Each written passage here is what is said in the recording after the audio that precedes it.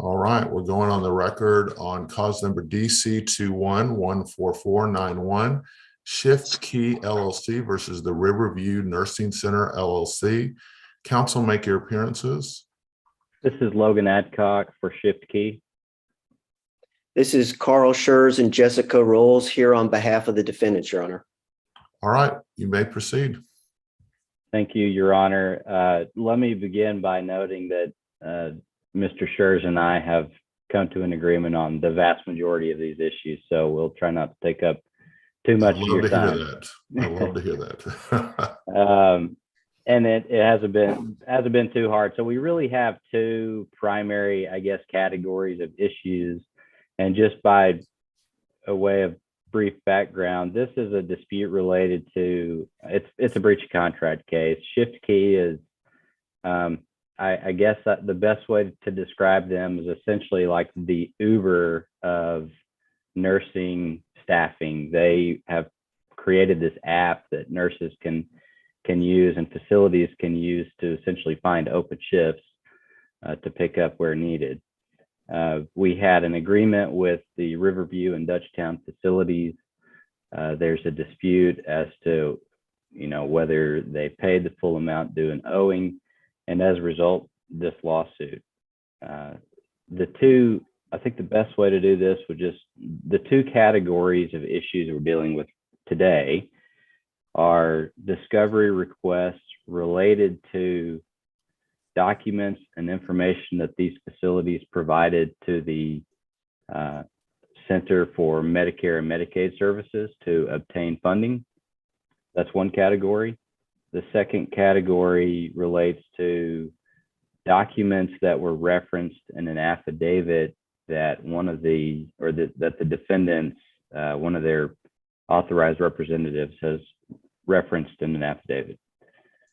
So I will start with the requests for production, and the Medicare Medicaid issue occurs at request numbers 6, 7, 10, and 13. And I don't know if I can share my screen or I can just go through these if you have it. Go ahead and share your screen. That'd be great. Okay. Go ahead and enable it. Go ahead.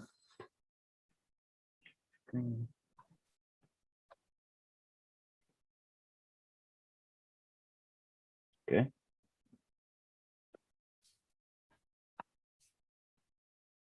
So I'll start with number 6, request for production number 6.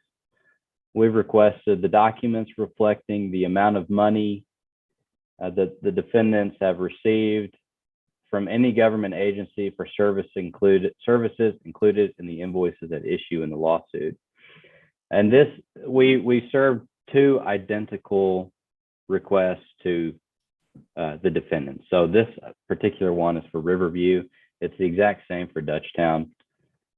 So again, we believe that this information is certainly relevant and discoverable, and that my client has reason to believe that the defendants have obtained funding from CMS, the Center for Medicare and Medicaid Services, using the invoices that our client has submitted to the defendants, that the defendants now dispute.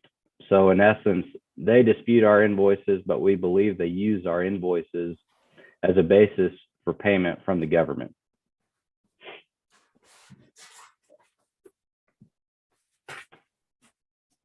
Okay, response? Yes, Your Honor. And by way of background too, my clients are two small nursing homes in Missouri. And this dispute arises from a period of time during the pandemic when these two nursing homes were trying to provide care to its elderly patients and keep them safe from COVID. And Shift Key is trying to collect $240,000 for temporary work that they claim was done during this period of time in the pandemic. And my client disputes these charges. And when my client hired Shift Key, my clients were told that they would not be billed unless they approved the Shift Key workers' timesheets. And as it turns out, Shift Key's workers were submitting timesheets for work that they never did, but we were still charged for that. And then also Shift Key's workers were forging approval sheets. They were not getting approval from my clients, submitting it, and then we were charged for it. So my clients are disputing the charges, and we've produced our records that reflect the shifts that are being disputed. So we've produced our copies of the invoices and our copies of records showing that the approvals were not met. Now, what we're dealing with today are documents that go well beyond that and that are not relevant or reasonably likely to lead to the discovery of admissible evidence. And this category of Medicare and Medicaid documents go right to issues that really have no bearing on this case. And they're just fishing expeditions that are not going to move the ball forward to the claims or the defenses. We submit paperwork to the government for our Medicaid and Medicare patients. Some of that is very sensitive patient information. Other information we provide to the government goes well beyond that. And for this particular group of documents, Your Honor, we've shown that the reimbursement from Medicaid and Medicare is not based on these staffing levels. In fact, it's based on something completely different. And in our response, we actually produced. So can I ask a question? Because I'm maybe not familiar with exactly how this works. So the way I read this, and maybe I'm not reading it correctly, is that he's trying to get, I guess, essentially the invoices that your client submitted to Medicare or Medicaid or whatever government agency for the services that are disputed. Am I misunderstanding that's what he's trying to get? It goes well beyond that, Your Honor. If you look at some of these requests, it's all reports that we've made to the government. Let's start with 6, though. You're contesting 6. Or am I wrong? He said 6 was the first one. That's right. The first one. And Your Honor, the way that Medicare and Medicaid reimbursement works is the government is looking at patient head counts, then they're looking at the level of care, and finally they're looking at the federal payment rates, and that's in our Exhibit A. Okay, so let me ask this, and maybe I'm oversimplifying this. So is it a situation where Shift Key, I guess, is Shift Key providing employees, or are they providing? It's temporary labor, Your Honor. So they would not be submitting these to the government, right? I was Correct. thinking it was more like Uber. I guess I got confused. And so it's not a situation where Shift Key would give an invoice, like, for example, an Uber ride, where they would submit that to your entity, and then your entity would submit that. It's based on staffing levels. It's not based. So there wouldn't be anything that your client submitted to the government on behalf of Shift Key. That's exactly right, Your Honor. We're not forwarding these invoices. And when we do our upfront reimbursement, they're looking at how many patients we have, what level of care they're getting. Okay, I get it. So what I'm going to order, it probably will be none. I'm going to order any invoices from Shift Key that were provided by your client to the government, and there may be none. But if there is any, for example, let's say I can't imagine a situation, but if there is one or is any, then you will need to produce those and indicate and whatever's submitting. If it was submitted, whatever was submitted with it to try to get payment. Does that make sense? It does, Your Honor. Can I make a quick point of clarification, Your Honor, before we move on? Sure. I just want to point out, I'm looking at, and I can pull up an example that the government provides for facilities to fill out the report to submit to the government. It's a spreadsheet, and it includes, I'll just bring it over. So this is the example that you download it from the CMS website. employee ID for each and every employee, which this number would match up with information that the facility has. Now this becomes public, so that's why they keep the name out. Now, obviously, the facility has that. The date that they worked, the exact amount of hours that they worked, and the job code that they worked. This information is absolutely used to obtain funding from the government. The government is paying for the services. They're not paying based on head count. And in order to fill out this report, the facility has to take the invoice that ShiftKey provides, take the numbers from that invoice and insert those into this report. So they're not forwarding the exact invoice, but they're taking the information directly from the invoice to fill out the date, the hours, the job that was performed, and the pay type. Okay, so what you're showing me, I'm not sure what this is. Where did you get this? I got this from the CMS website, Center for Medicare and Medicaid Services. They have a page that provides guidance on filling out and submitting payroll-based journals. That's what the report's called, a PBJ. And you click on the link and you download this Excel spreadsheet, and they provide, for example, instructions to folks who are filling this out, the facilities. So let me ask you guys, that makes sense.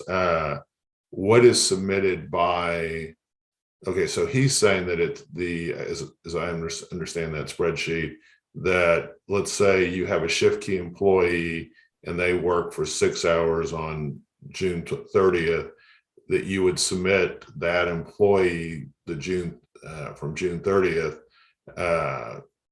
that employee and employee number, but ShiftKey would be reimbursed out of whatever Medicare pays for that. Is that? That's my understanding of the process. And that is not my understanding of the process, Your Honor. Any reporting that is done does not go to reimbursement from Medicaid and Medicare. So any reimbursement we get, it's based on our submissions, based on patient headcount, the acuity level, the level of care, and federal funding. It's my understanding that this has nothing to do with reimbursement. We would not get reimbursed for any hours that are on any type of report like this. I know that the government requires you to provide this, and you provide this in the payroll-based journal, upon which the government reviews and provides funding. So I guess there's a fundamental disagreement here about exactly how the process works. All I can tell you is the government requires that the facilities provide this exact information that we're looking for. So what I would suggest in this situation, because I do think it's a little confusing, is that particular request that you showed me would not cover this, I don't think, based on its wording, because if they didn't submit the actual invoice, they wouldn't ask for that. But it would seem to be right for a interrogatory, or maybe what documents did you submit to whatever that website was. Does that make sense? I believe so, and that may be covered by some of these subsequent requests. All right, we need to get moving. So what? Okay, I'll go to number 7. Number 7 just asked for the payroll-based journal that they submitted for the specific month at issue. Okay, I'll allow that, but only related to the employees. They can redact out anything not related to employees that were not provided by ShiftKey. Does that make sense? Yes, Your Honor. All right, what else? Next one would be number 10, produce any and all amended payroll-based journals. Same thing. Next one. Request number 13, communications with CMS or any other government agency relating to possible changes to the PBJs. That same thing, only for ShiftKey employees. Okay. And then there was an interrogatory on the same issue. Let me pull that up quickly here. 8, 11, and 10.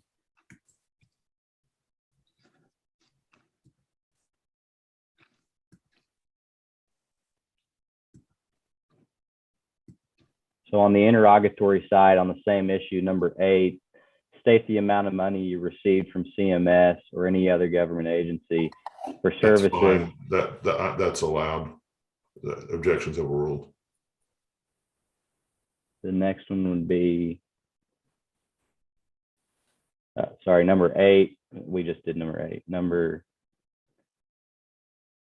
11, state the process for amending the reports submitted to CMS or any other government agency.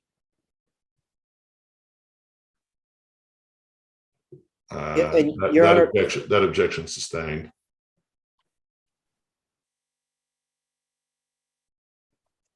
And the last one on this issue is number 12. State whether there were any insufficient staffing levels at the Riverview facility during the months where the invoices are being disputed. That objection is sustained.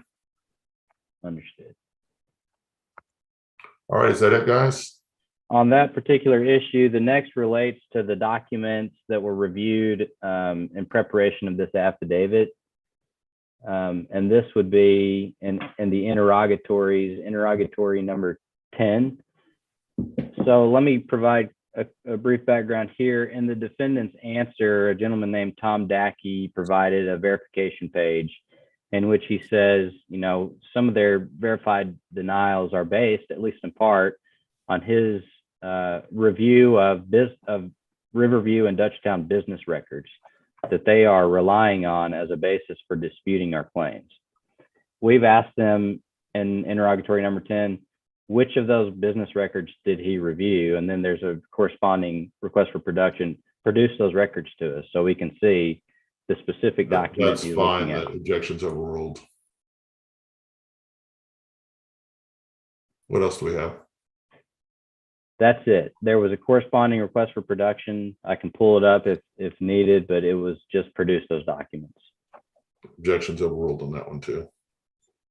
All right, anything else, guys? that's it, Your Honor. Mr. Adcock, if you could go ahead and prepare an order for me. At the beginning of, I want you to share it with Mr. Schertz, and you guys try to come up with an agreed order if you can, agreed as the form order. This would be, make sure at the beginning, instead of on this date, it says on July 18th, 2022, and then if possible, have agreed as the form. Try to get that to me by Friday. Will do, Your Honor. All right, anything else, guys? That's all for me. Thank you, Your Honor. Thank you, guys. You have a great rest of your day. Thank you. too.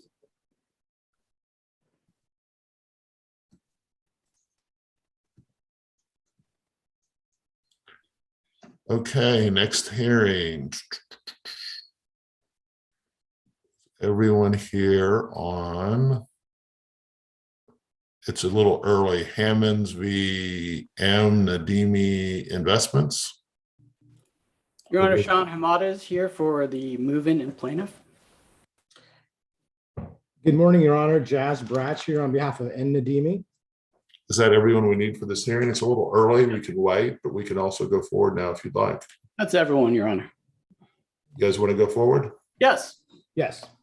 All right, let's go on the record on DC 222418, Hammonds v. M. Nadimi Investments. Counsel, make your appearances. Yes, Sean Hamada for the plaintiff and movement of this motion. Good morning, Your Honor. Jazz, J-A-S, last name Bratch, B as in boy, R as in Roger, A-I-C-H, with Cox PLC here on behalf of N. Nadimi. All right, let's proceed. Thank you, Your Honor. May I share my screen? You may.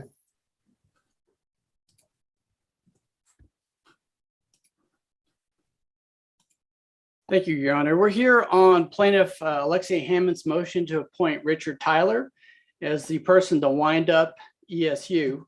Very briefly, on March 2nd, 2022, Ms. Hammonds, who was a member of ESU, filed a petition for judicial dissolution of ESU. And then on May 13th, she filed a motion for default against ESU for failure to file a responsive pleading. Then on the 17th, the court granted Ms. Hammond's motion in order that ESU cease normal business operations and begin to wind up its affairs. Parties could not agree as to how that should be done. So on May 23rd, Hammonds filed a motion to appoint ESU's accountant, Richard Tyler, to wind up the affairs of the company. The basis to appoint Mr. Tyler under 11.0542 of the TBOC is very simple. Mr. Tyler has been serving as ESU's accountant pursuant to unanimous agreement of ESU's members, and that's basically the only thing that the parties have ever been able to agree upon, is that he could be their accountant, and he's going to be the person who's going to be filing ESU's final tax return. Mr. Tyler is familiar with ESU's creditors, of which there are none, and can oversee the distribution of the company's property, all of which, including inventory, bank account, except bank funds, etc., go to Mr. Brake's client, MNI. And then Mr. Tyler has agreed to serve as the person to wind up the affairs of ESU, should the court grant this motion. Now, the defendant, MNI, has objected that Section 8.02 of the company agreement only allows for the winding up of the company under three circumstances, which I have on the screen: approval of the members after the sale or disposition of the company, by date, December 31, 2070, or by approval of the members. However, what M&I does not tell the court, either in its objection, which we ask that be overruled, or in a subsequent motion that is to be heard this coming Wednesday, is that Section 8.02 has a caveat. It says that any other event sent forth in the Act, which is the TBOC, which purports to require commencement of winding up of the company, shall be deemed automatically revoked, etc., to the extent permitted under the Act.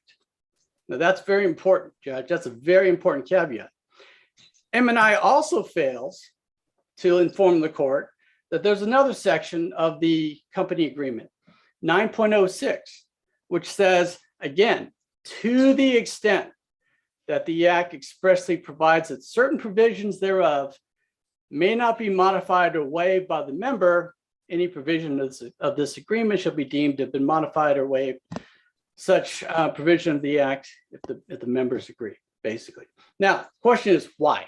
Why hasn't M&I informed the court that these provisions are set forth in the company agreement in their objection to this motion?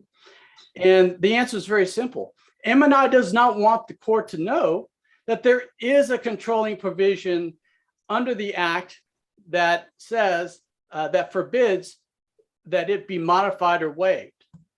And that's Texas Business Organizations Code, Section 101.054.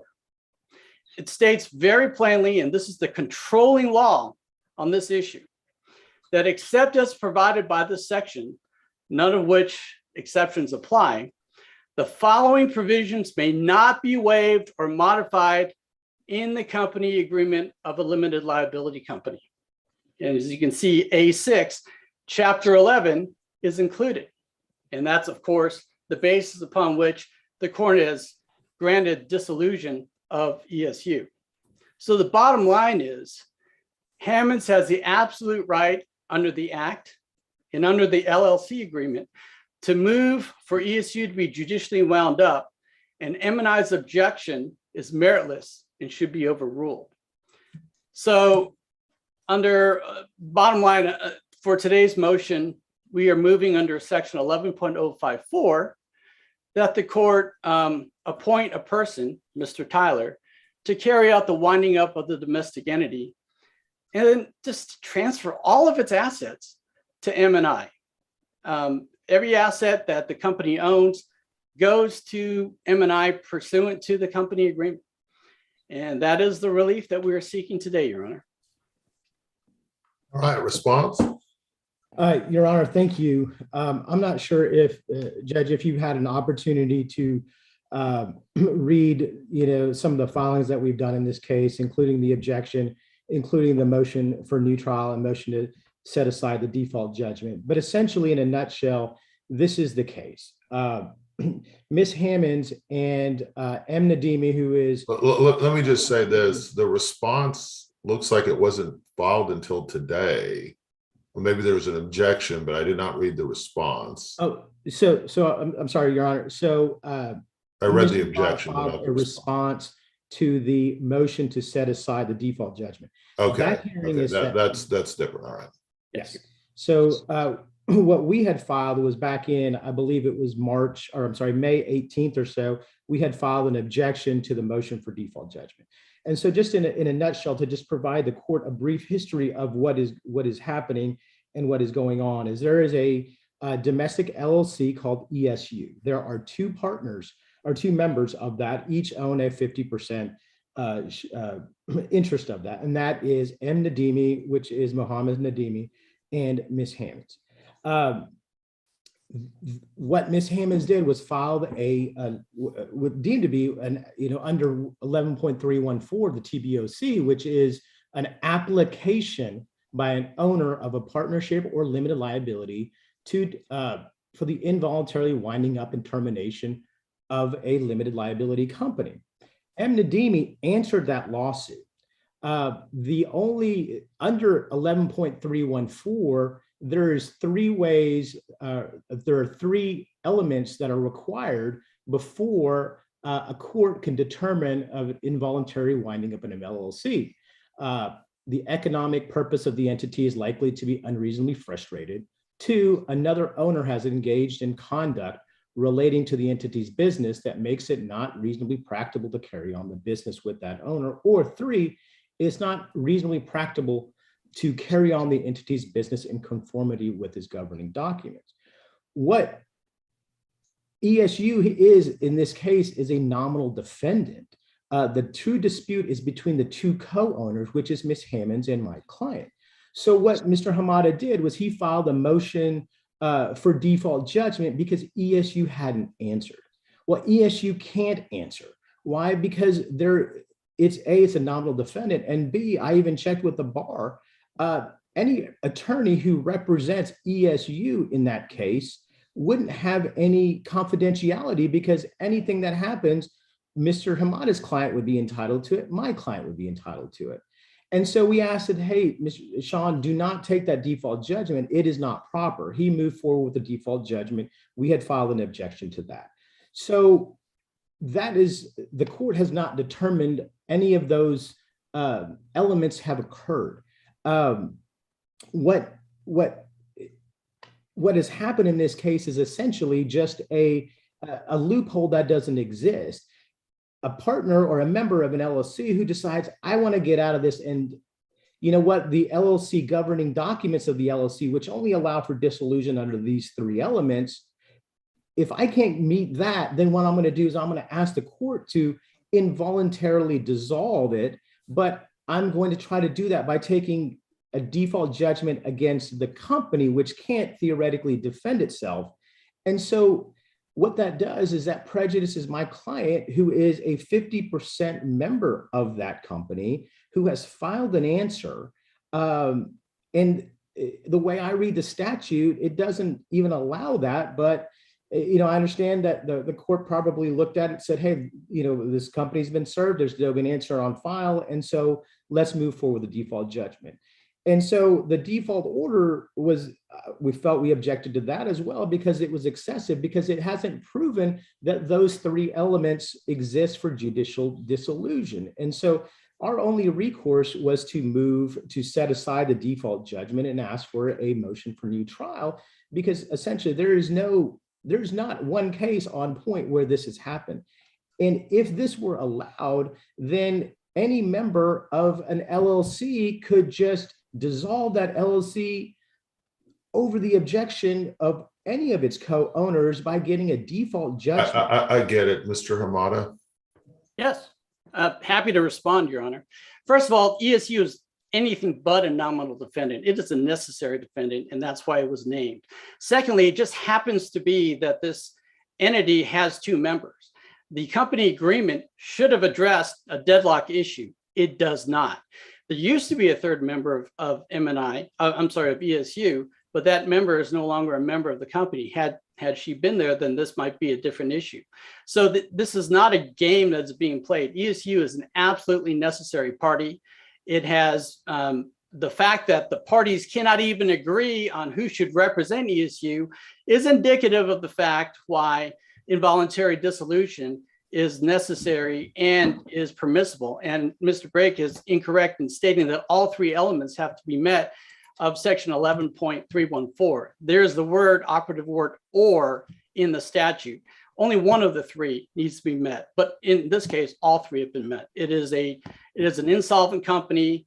There's a deadlock between the members, and the governing documents do not allow for any recourse on how to resolve this. Normally, you would have, for example, a buy-sell agreement that would be operative and allow for one party to buy out the other. This one does not have one that works because it's circular, and this goes well beyond the subject of our motion today to appoint Mr. Tyler. But I think that what I'd like to do on this is go ahead and I'm not sure if I'm not sure how to say your name, Brake or Brach. How do you say Great, Your Honor. Brach is correct or not, but I don't want to appoint somebody to wind up the company before we make a determination on the motion for new trial. It would seem to be the board should have appointed somebody to file an answer, but if the board just has two people and it's deadlocked. So what I'm going to do is I'm going to reset this to the same time. I guess it's 7:25, which is just next Monday at 4 o'clock. Rhonda, are you there? Your Honor, we have a hearing on Mr. Brake's motion this Wednesday. Do we want to just have it determined? Yes, Judge, I'm here. Yeah, you do not have a hearing on Wednesday. You have a hearing next Monday. Oh, I apologize. Yes, I forgot. It's next Monday at 4.